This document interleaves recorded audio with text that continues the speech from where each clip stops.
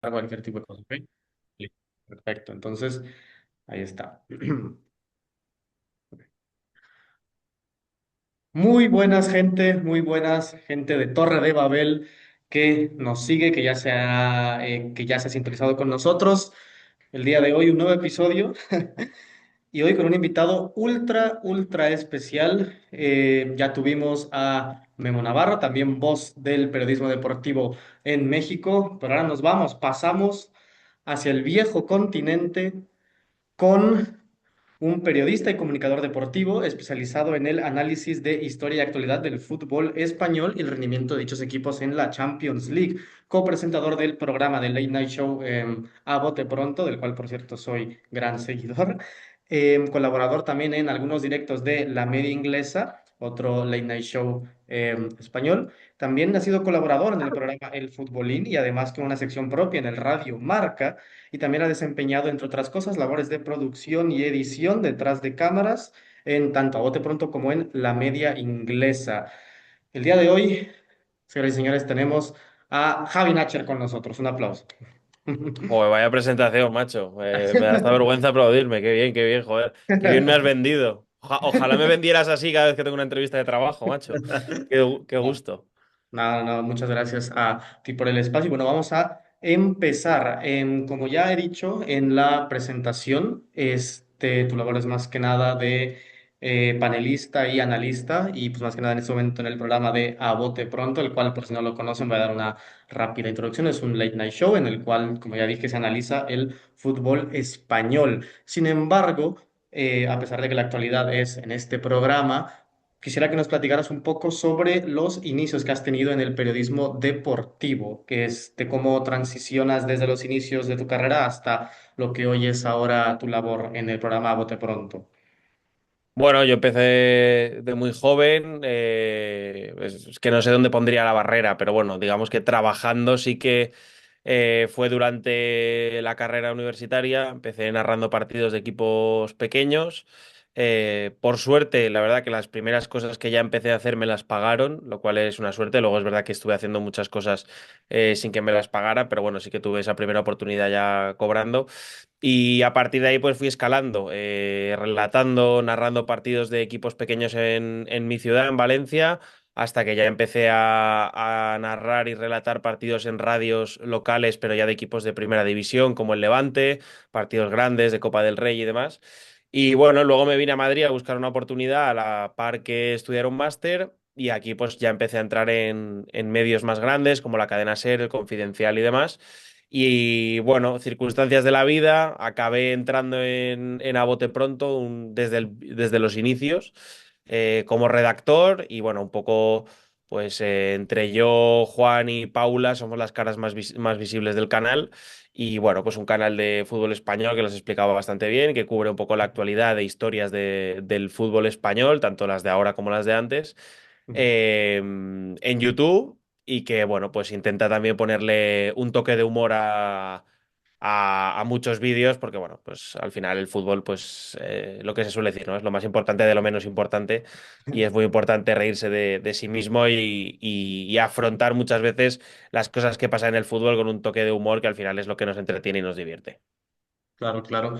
Y como ya lo mencioné yo en la introducción y como tú ya lo has explicado bien, comienzas, por decirlo de alguna forma, con los medios tradicionales, ¿no? En la radio, luego de televisión y tal.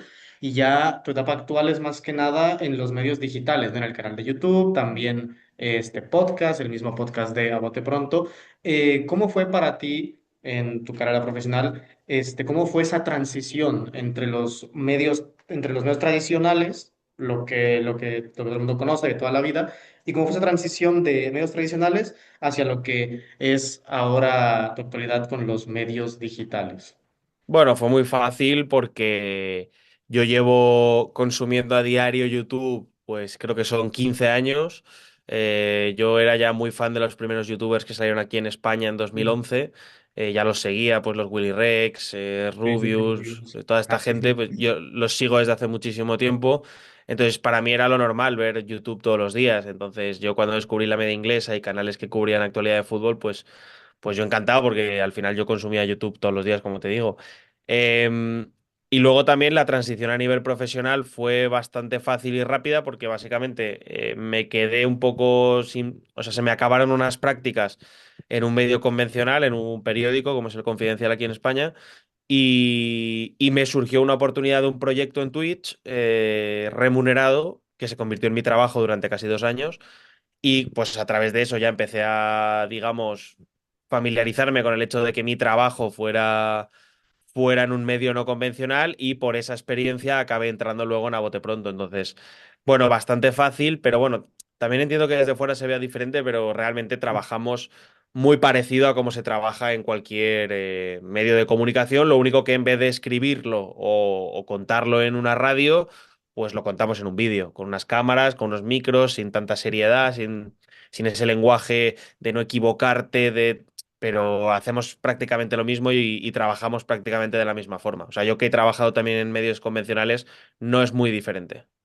Ok, bueno, sí tengo entendido igual que desde dentro, pues como dices, puede que no se sintiera tanto esta diferencia, pero desde fuera sí que se llega a sentir, más que nada porque existe mucho el debate, porque también en el episodio pasado tuve también, como dije, a Memo Navarro, que también es periodista deportivo que tenemos aquí en México, y que me hacía mucho hincapié en la diferencia entre un periodista deportivo y un creador de contenido deportivo, o sea, que lo que vemos en redes sociales, YouTube, etcétera. Sí. Yo sé que de profesión tú pues eres un periodista deportivo, pues hecho y derecho, ¿no? Como decimos aquí en México, pero ¿crees que en esta etapa de tu carrera, en esta etapa que es más el canal de A Bote Pronto, ¿cómo te identificarías en este momento? ¿Más como un periodista deportivo de cepa o tradicional o más como un creador de contenido mixto? Es una gran pregunta y es una pregunta que me hago casi todos los días. Pero yo te diría, a ver, yo soy periodista y cuando me preguntan a qué me dedico, aunque trabajo en un canal de YouTube, nunca digo que soy youtuber, siempre digo que soy periodista deportivo y que trabajo en YouTube. Eh, Aunque podría decir también que soy youtuber, aunque el canal no sea mío, pero bueno, digamos que lo que por lo que se me reconoce es porque trabajo en un canal de YouTube, ¿no? Pero no, yo siempre digo que soy periodista deportivo y es difícil a día de hoy la separación en proyectos como el mío, como el de la media inglesa y demás, pero yo te diría que soy un periodista deportivo que tiene casi la obligación de entretener y que creo que debería ser la obligación de la gran mayoría. Es decir, yo creo que periodistas, como tú decías, no de pura cepa o de la antigua usanza y demás, pues tienen que ser los que se dediquen a sacar noticias prácticamente a diario, los que vigilan el poder, los que fiscalizan al poder por si se pasa de la raya. Estos son los que yo catalogaría de periodistas de toda la vida y que hacen una labor de periodismo y de investigación, que es fantástica, que yo no creo que haga nunca porque no va con mis inquietudes. Eh, y luego yo creo que el resto, su obligación tiene que ser... o sea, nosotros somos comunicadores, nosotros somos el canal, es decir, nosotros transmitimos algo para hacérselo llegar al resto de la gente. Entonces, su obligación tiene que ser hacer la información o el contenido o lo más digerible o lo más ameno y entretenido. Entonces esa tiene que ser tu obligación. Mi jefe Juan me dijo una vez una frase muy buena que es que de nada sirve hacer la mejor entrevista de la historia al mejor personaje del mundo, meterla en una botella y tirarla al mar. No sirve de absolutamente nada. El periodista es igual de responsable de hacer el mejor contenido como de difundirlo de la mejor forma para que le llegue a la gente. Eres igual de responsable. No te pagan solo por hacer el contenido, sino también por hacérselo llegar bien a la gente, ¿no? Entonces, yo creo que aunque no está como muy concebido que los periodistas tienen que hacer eso, yo creo que sí. Yo creo que nuestra labor es, si yo, es decir, ¿cuál es mi valor añadido respecto a los otros 10.000 youtubers que ahora comentando un partido del Real Madrid? Bueno, pues que yo probablemente, pues igual te hago más gracia narrando, igual te aporto un punto de vista diferente, igual mi forma de hablar te gusta más. Entonces tienes que encontrar la forma de comunicar lo que ya va a comunicar todo el mundo, pero de una forma que te diferencie, ¿no? Entonces yo creo que pues es difícil diferenciar, pero yo creo que sigo siendo periodista, aunque evidentemente gran parte de mi trabajo también es entretener, pero mi diferencia con un simple o solo un creador de contenido, yo creo que es que yo sí que tengo la obligación de no equivocarme. O sea, de que todo lo que diga esté contrastado y sea fiable. Yo creo que esa sí que es mi obligación. No es la de un creador de contenido, aunque estaría muy bien que no les pasara a ellos, pero porque al final también tienen mucho alcance y tienen que tener cierta responsabilidad. Pero yo sí que de cierta forma me lo tengo que autoaplicar siempre. Sí, sí. Y te hacía esta pregunta de cómo te identificabas más y como periodista deportivo como creador de contenido, porque, bueno, al menos aquí en México es un fenómeno muy natural que las televisoras o los medios de comunicación más poderosos estén ligados a los intereses de los clubes más poderosos también. Es el caso, bueno, no quiero tirar cosas, pero por ejemplo, el caso de Sudamérica América de México y de otros equipos que, pues bueno, en algunos lugares se llega a decir que incluso manipulan a los medios. Y también esto viene a punto porque como creador de contenido, como el canal de YouTube, eh, al fin y al cabo siento que uno es más libre de expresar sus propias opiniones a que si estuvieras en una cadena, en un programa, pues, por así decirlo, más a la antigua. ¿Te ha pasado alguna vez que tú tienes una opinión, algo que quieras decir sobre algún jugador, algún club, algo que tú quieras externar, pero por así decirlo, por órdenes de arriba, no lo puedas externar y que al contrario tengas que decir otra cosa para favorecer o para desfavorecer a algún club? Porque creo que en México aquí eso pasa mucho. ¿Alguna vez te ha pasado eso a ti cuando estabas más que nada en los medios No. tradicionales? Nunca me ha pasado ni nadie me ha dicho lo que tengo que decir y lo que no, y si me lo dijera tampoco le haría caso. Es decir, eso no,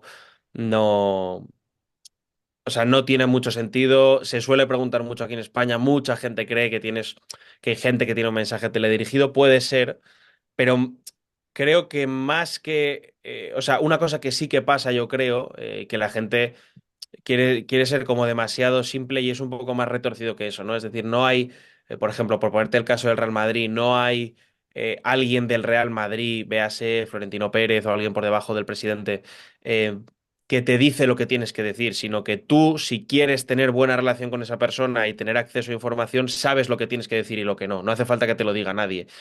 Ya te estás tú autocensurando. A mí no me ha pasado porque por suerte no me gano la vida ni se me valora en mi trabajo por la información que tengo, las noticias que doy. eh, o sea, no me pasa. Es decir, yo conozco a agentes, yo hablo con representantes de futbolistas, pero no lo hago por esa vocación de querer tener noticias o no, sino por intereses más bien míos, es decir, por conseguir entrevistas, por que esa información a mí me ayude a anticiparme a cosas y sacar vídeos en un mejor momento para que le vaya mejor al canal. Entonces, no, a mí nunca me ha pasado, no, y si me pasa, ya te digo que no me va a afectar, pero sí que pasa, yo creo, de la forma en la que yo te digo. Pero bueno, no creo que sea algo, o sea, creo que es una cosa que se ve muy sencilla, ¿sabes? O sea, creo que cuando hay gente defendiendo lo indefendible, eh, Sí, ya y cae en su propia trampa. Lo que sí que he hecho es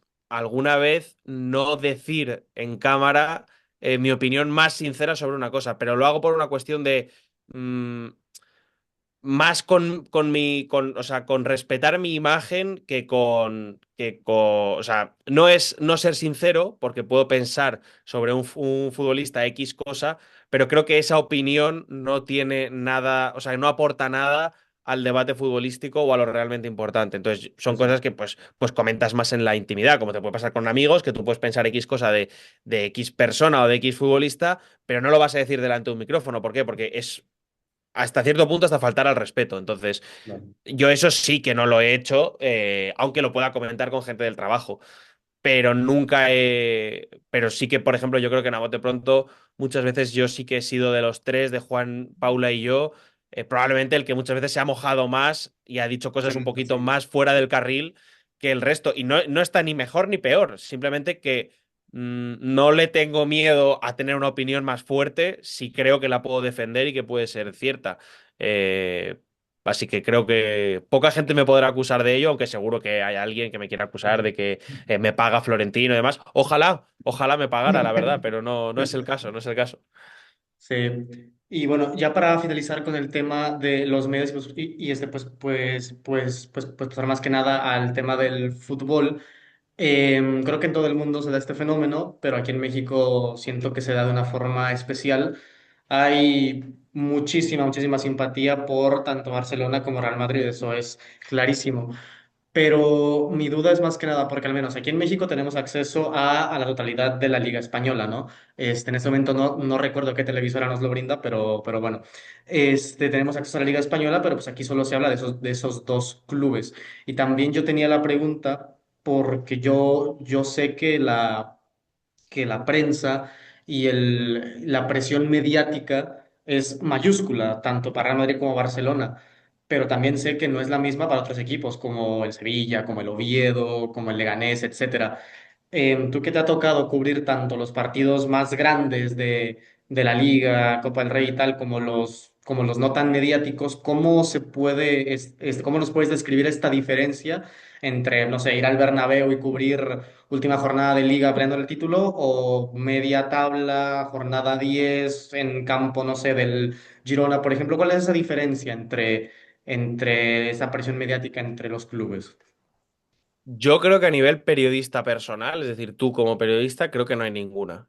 O sea, o por lo menos a mí me ha pasado muchas veces que cuando he ido a un campo a contar un partido y ya no te digo ni de primera división, de tercera o cuarta categoría, para mí Ujú. en ese momento, si lo que está pasando, o sea, realmente está chulo y es interesante, para mí es lo más importante del momento. O sea, no me interesa nada lo que esté pasando alrededor y yo creo que lo consigo transmitir como tal, es decir, como si fuera lo más importante que está pasando en ese momento. Y es cierto, es decir, yo creo que todos los periodistas te dirán más o menos lo mismo, que cuando van al campo del Oviedo, si el Oviedo ese día gana y se pone para pues, intentar pelear la permanencia en primera división, para ellos en ese momento es lo más importante. O sea, el Madrid y el Barça no está en su cabeza. Sí que es verdad que obviamente a todos nos gusta contar los partidos más grandes. Eh, es una cuestión, yo creo que de seguimiento. Yo entiendo el aficionado que, que no le gusta o que no termina de comprender por qué a Madrid y Barça y después Atlético de Madrid se le da tanto seguimiento mediático. Pero es que es una cuestión de seguimiento, es decir, de aficionados por volumen que hay y también de antis, de Claro. gente que le cabrea lo que le pase bueno a estos equipos, con lo cual son los que más generan y los que realmente interesan. Pero esto es una cuestión, yo entiendo, que la gente, pues eso, yo qué sé, pues del Oviedo, del Celta, del Valencia, del Betis, les gustaría que sus equipos jugasen los domingos a las 9, con que es el gran horario aquí en Claro. España, que abriesen portadas de los periódicos, que abriesen las portadas de los periódicos digitales y demás, Sí. pero es que solo tienes que verlo, o sea, solo tienes que ver el seguimiento que tienen. Es decir, aquí, de hecho, en la liga llevamos un montón de jornadas que porque los equipos españoles estaban en Europa, el partido de las 9 era un partido flojo, vamos a decir, para lo que son los Claro. rivales y demás, y el seguimiento ha sido el que ha sido en cifras de audiencias de televisión en España, ya no te digo a nivel internacional.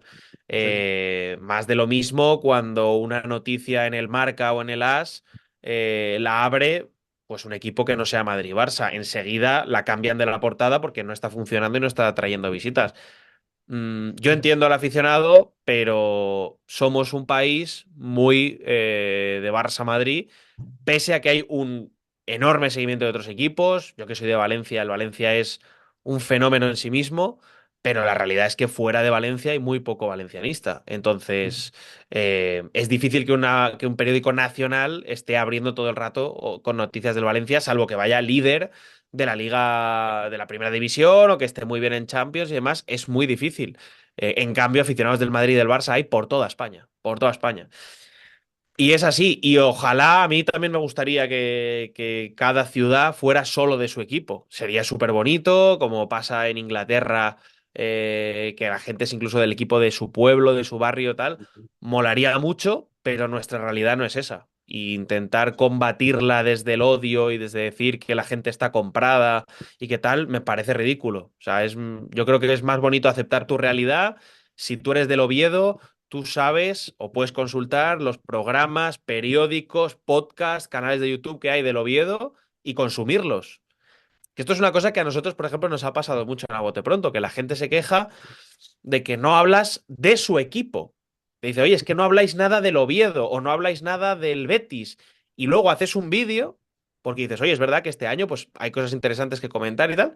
Y luego la gente, como no vas al absoluto detallismo, porque no estás todo el día consumiendo el contenido del Betis o del Oviedo, el que sea, pues además de no darte las gracias por hacer ese contenido tratando con respeto, educación y análisis de su equipo, te falta el respeto porque dice que no te lo has estudiado bien. Entonces, claro, es que Claro. eso te quita las ganas absolutamente de hablar de otros equipos, que aún así, evidentemente, yo me veo los partidos de prácticamente todos los equipos y intento tener la actualidad fresca de prácticamente todos los equipos.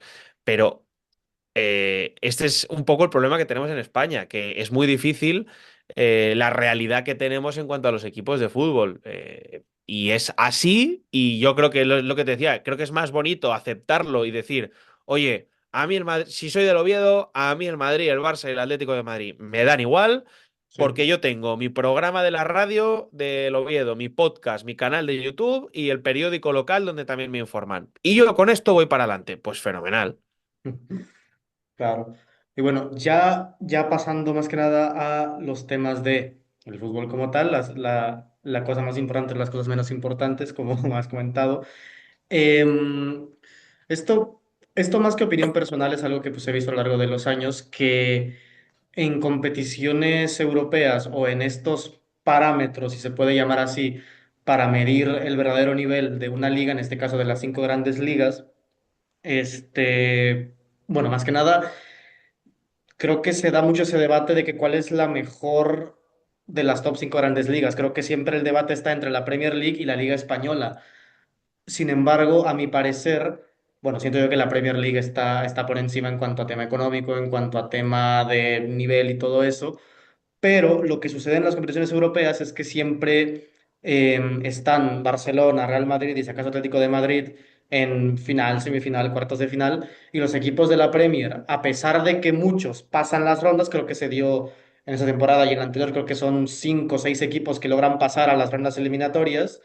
Sin embargo, no logran llegar a instancias finales. Y sí, el Real Madrid-Barcelona. Se habla mucho de que la Premier League tiene más nivel en todas sus líneas y que la Liga en España tiene estos dos super equipos y que el nivel del resto de equipos no daría para competir contra los demás equipos de las otras ligas. ¿Cómo se vive este tema, este debate, se puede decir así, de ser o no la liga top uno del mundo en España en comparación con la Premier o con las otras grandes ligas europeas? ¿Cómo se vive ahí en España? Bueno, se vive de una forma muy curiosa y es que cuando empieza la temporada, la gran mayoría de medios de comunicación de repente parece que ven la Premier todos los fines de semana y dicen que es una locura la diferencia y tal, y luego va pasando la temporada y como tú dices, de repente pues ya no está tan mal la liga, volvemos a ser los mejores, que aquí somos muy patriotas en España y demás. Sí, sí. Pero yo creo que lo Aquí has también, resumido aquí muy, también. yo creo que lo has resumido muy bien. Es decir, el nivel medio de la Premier League yo creo que es superior al de la Liga y no hay ninguna duda por una cuestión de el dinero que mueven en fichajes, en facturación internacional por derechos de televisión. Bueno, al final un recién ascendido en la Premier se puede gastar 50, 60, 70 millones de euros en el primer mercado de fichajes. No es ni una ilusión de un equipo aquí en España. Entonces, eso creo que me parece evidente, pero Madrid y Barça son dos de los cuatro mejores equipos del mundo. Entonces, esa es la gran diferencia para mí. Si la representación de la Liga Española en Europa va a ser Madrid, Barça y Atlético de Madrid, por supuesto que para mí el resto de ligas no tienen nada que hacer con estos tres. Nada. O sea, me parecen los tres mejores, o sea, el combo mejor de las ligas que cojas. Es decir, si coges el PSG, Marsella, Lens, Bayern, Dortmund, Stuttgart, Inter, Milan, Juve y lo que quieras, City, Liverpool, Arsenal. Ujú. De todas, todas, cojo Madrid, Barça, Atlético de Madrid. O sea, Sí, no tengo ninguna duda. Entonces, este es el resumen. Madrid y Barça son dos de los tres, cuatro mejores equipos del mundo. Y es así de sencillo. Y por eso te decía que nuestra realidad en la liga es esa y intentar combatirla de otra forma que no sea aceptarlo y jugar con esas reglas del juego, a mí me parece un poco absurdo. Como producto, pues es difícil no quedarte con la Premier League porque es mucho más atractiva, pero porque sea atractiva. Es decir, Ayer había un ejemplo, acabó el partido, creo que fue el del Madrid ayer con el Betis, Sí, y hubo sí. como una medio tangana, o como que dos jugadores, no me acuerdo cuáles eran, del Madrid y el Betis, como que se enfrentaron y enseguida el realizador cambió el plano y lo quitó. Y en la Premier League es todo lo contrario. Acuérdate de cuando se saludaron, que el saludo este Ah, sí, de mítico, que creo que era Antonio Conte De Conte con, no me con acuerdo quién era, no sé Tuchel. si era Maresca o Tuchel, Tuchel, con Tuchel Thomas Tuchel. y se quedaron ahí 20 segundos tal, y nada más lejos de quitar el plano, sino que el cámara va y se Se mete acerca, dentro. sí. Entonces, estos detalles son los que evidentemente o sea, te meten en una competición. O sea, la salsa del fútbol, porque los partidos de fútbol, aunque el ritmo de la Premier pueda ser un poco más alto y le den mucha más importancia a dominar las dos áreas, en la Premier también hay mucho partido malo Claro, que se sí. habla mucho de la liga, hay mucho partido malo. Y esto yo lo he hablado mucha gente con la media, o sea, lo he hablado muchas veces con la gente de la media inglesa. Pues un West Ham Everton a veces que queda 1-1 es un partido realmente malo. Pero porque ese es el que no ve la gente. La gente luego ve el resumen de 10 minutos del Brentford 4, Crystal Palace 4 y te dice, ¡guau! No sé qué. Ya, ya, si partidos de estos a veces en la liga también se dan. Que hace Sí. poco el Celta iba ganando 3-0 al descanso Ujú. y el Alavés acabó ganando 3-4. Sí. Estos partidos a veces también se dan en la liga, ¿sabes? Pero es verdad, es innegable que el nivel medio, por el ritmo también que le ponen a los partidos, es mejor, no hay duda. Pero bueno, es que es lo que tenemos. No. mm, para mí, la forma de combatirlo es lo que te decía.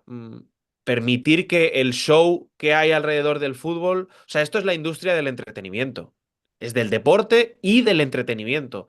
Si le quitas la parte del entretenimiento o la infantilizas demasiado, esto se queda en, como decía mi padre, 11 tíos en pantalón corto contra 11 tíos en pantalón corto. Y es así, es decir, la gente no va al campo para ver jugar a 22 tíos con corriendo detrás de una pelota. Van porque tienen sentimientos con el equipo, porque quieren ver al jugador del equipo rival, porque hace unas cosas que ha visto por vídeos de YouTube que son una locura.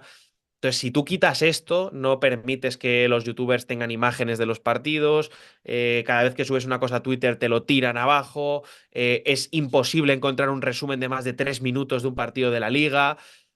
Claro, el Y le quita acceso. atractivo, ¿no? Le quita el atractivo que Claro, le tiene el quitas todo partido. el atractivo y es muy difícil, por no decir lo caro que es ver el fútbol en España. Entonces le quitas todo la puerta de acceso a la gente para ver el fútbol es realmente muy pequeña, se la puede permitir poca gente. Entonces, pues yo creo que ese es el problema al revés de la Premier League. Yo creo que la Premier League ahí cuida mucho su producto y va más hacia un producto de las ligas americanas que Ujú. hacia lo que estamos yendo nosotros. Pero bueno, yo ahí tengo la opinión clara, pero no puedo hacer más de lo que hago en A Bote Pronto, que es comentar las cosas que yo creo que son las que te unen al fútbol, ¿no? Pues los tweets, las bromas, los memes, tal. Yo creo que estas son las cosas que a la gente le gusta seguir y por eso nosotros también tenemos esa práctica hacia la Liga Española, ¿no? De tomárnosla en serio, pero de comentar las cosas que pasan alrededor porque son las que yo creo, lo que se dice en Sudamérica, el lore, ¿no? Pues el lore de lo que pasa en la liga, yo creo que es lo que te acaba enganchando más que la propia liga. Sí, claro. Ah, oye, un pequeño paréntesis, aquí corto la entrevista un poco porque me sale el tema del tiempo. Voy a mandarte un Dale, enlace por Instagram y ya lo vamos finalizando, ¿no? Porque también estoy viendo aquí el tiempo, ¿no? sin problema. Dale, te lo mando inmediatamente.